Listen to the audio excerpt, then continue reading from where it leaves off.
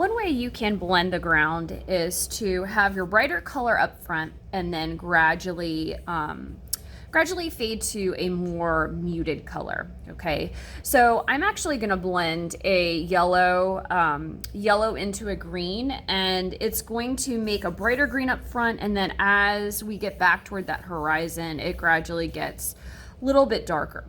Now, I have an issue with these two colors that I'm using. It creates insane Crayola brightness. So if I were to apply this to an actual drawing, I think I would create my own greens first, neutralize them maybe with a little bit of brown to make them a little bit less artificial, and then go from there. Okay, so just like I did in the other video, I'm going to be using a flat and a round.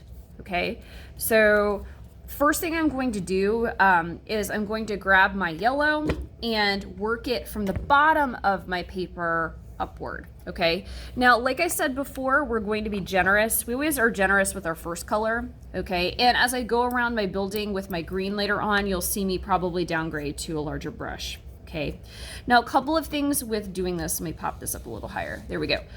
You've got to work quickly when you're doing a large area. So this is where having multiple people comes in handy. We want this first color to be wet when we apply the second one so that they can blend together.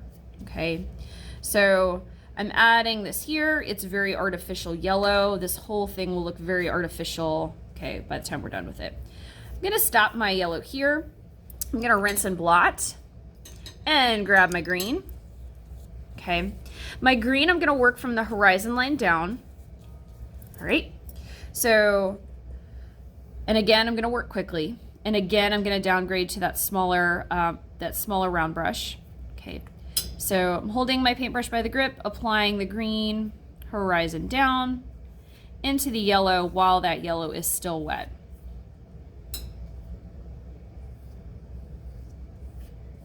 Here we go. Okay, as I apply this downward, you'll see how it blends with the yellow. Okay, then I can also go yellow upward. Yep, there we go. Nice and blendy, blendy. I'm gonna try from this side. Okay, adding that green quickly. Okay, from the horizon line down into the yellow. If I feel like it's too green, I can kind of take this and blend upward.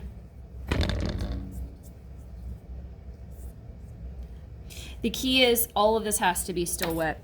In this area here, I'm gonna come in with my smaller round brush.